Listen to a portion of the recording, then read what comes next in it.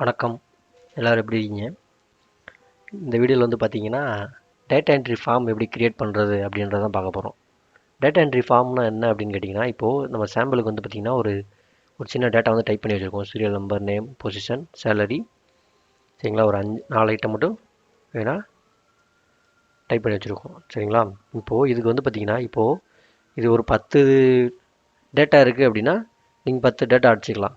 இப்போ இதுலேயே வந்து பார்த்தீங்கன்னா ஒரு 100 பேர் 1000 பேர் ஒர்க் பண்ணுற கம்பெனியில் உட்காந்து நீங்கள் இதை டைப் பண்ணணும் அப்படின்னா ஒவ்வொரு தடையும் இப்படி போய் இங்கே டைப் பண்ணிவிட்டு இங்கே திருப்பி டைப் பண்ணிவிட்டு இந்த மாதிரி ஸ்க்ரோல் பண்ணி இப்படி பண்ணி டை எழுத்துக்கிட்டே இருக்கும், சரிங்களா? செகண்ட் லைன் அடுத்து டைப் பண்ணணும் அப்படின்னா இந்த மாதிரி நீங்கள் டைப் பண்ணுவீங்க. ஒவ்வொரு பொசிஷனாக போய் டைப் பண்ணுவீங்க, சரிங்களா?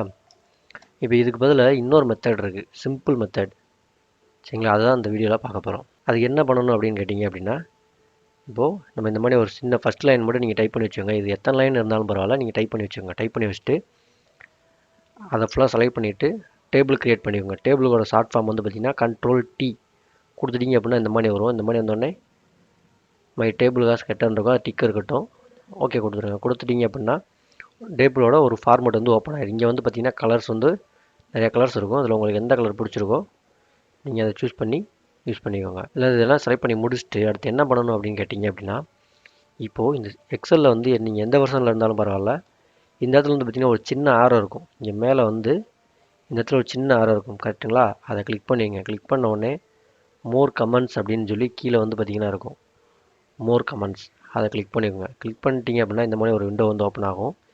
இதில் ஃபஸ்ட் எடுத்துமே பாப்புலர் கமெண்ட்ஸ்னு இருக்கும். அது கீழே வந்து பார்த்திங்கன்னா comments not in the ribbon அப்படின்னு ஒன்று இருக்கும். அதை கிளிக் பண்ணிங்க.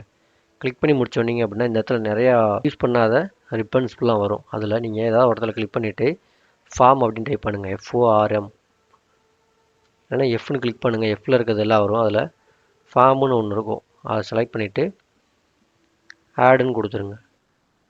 நம்ம ஆல்ரெடி ஆடு கொடுத்துருக்கனால நம்ம இந்த எரர் வருது. நான் ஆல்ரெடி இங்கே வந்துடும். ஆடு கொடுத்துட்டீங்க இந்த மாதிரி வரும். அந்த உடனே ஓகே கொடுத்துருங்க. ஓகே கொடுத்துட்டீங்க அப்படின்னா இந்த இடத்துல வந்து பார்த்திங்கன்னா ஃபார்முன்னு வந்து ரிப்பன் வந்து ஆட்டோமேட்டிக்காக இங்கே இடத்துல ஆட் ஆயிரும், சரிங்களா? இப்போது நீங்கள் எந்த இடத்துல இருந்து டைப் பண்ணணுமோ அப்படின்னா எதுக்கு நீங்கள் டைப் பண்ணணுமோ அதை செலக்ட் பண்ணிங்க. இப்போ ஒன்றா நம்பர் இருக்கா, அடுத்து நம்ம ரெண்டாவது நம்பர் டைப் பண்ணணும் அப்படின்னா ஒன்றா நம்பரை கிளிக் பண்ணிங்க. கிளிக் பண்ணிவிட்டு ஃபார்முன்னு இருக்குது பார்த்தீங்களா, அதை கொடுத்துக்கோங்க. கொடுத்துட்டீங்க அப்படின்னா இந்த மாதிரி வந்து ஒரு சீட் வந்து ஓப்பன் ஆகும். இதில் கீழே வந்து பார்த்திங்கன்னா இந்த side new delete, find preview, next criteria, க்ளோஸ்ன்னு இருக்கும். இதில் நியூ கொடுத்துக்கோங்க.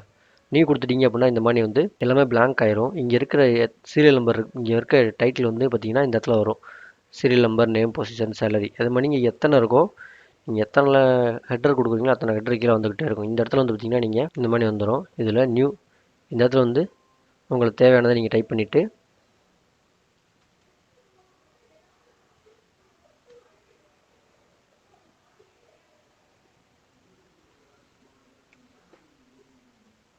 நியூ கொடுத்துருங்க. நியூ கொடுத்துட்டிங்கன்னா ஆட் ஆயிரும். அதே மாதிரி அடுத்து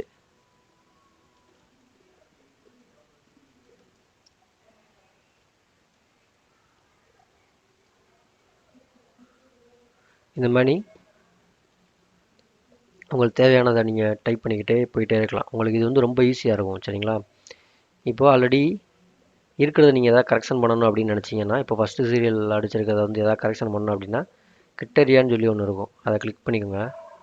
கிளிக் பண்ணி முடிச்சுட்டு இந்த இடத்துல வந்து ஸ்க்ரோல் பண்ணுறதுக்கு ஒரு பட்டன் இருக்குது பாருங்களேன், அதை ஸ்க்ரோல் பண்ணிங்க அப்படின்னா ஃபஸ்ட்டு, செகண்டு, தேர்டுன்னு போயிட்டே இருக்கும். இதில் ஃபஸ்ட்டுனா ஃபஸ்ட்டில் வச்சுட்டு கிளிக் பண்ணுங்கள். அப்படி இல்லை அப்படின்னா இப்போ இங்கே ஒரு 100 டேட்டா இருக்குது, நான் அதில் போய் ஸ்க்ரோல் பண்ணிகிட்டு இருக்க முடியாது அப்படின்னா ஃபைன் ப்ரிவியூன்னு இருக்கும். Find previous, find next.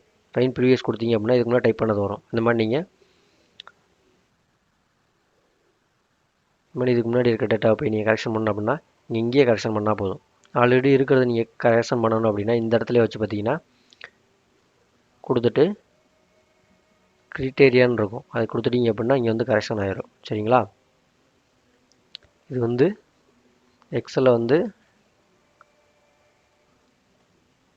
Data entry form வந்து கற்றுக்கிட்டோம். வீடியோ பிடிச்சிருந்தா மறக்காமல் லைக் பண்ணிடுங்க. சேனலையும் அப்படியே சப்ஸ்கிரைப் பண்ணிடுங்க, சரிங்களா? நன்றி, வணக்கம்.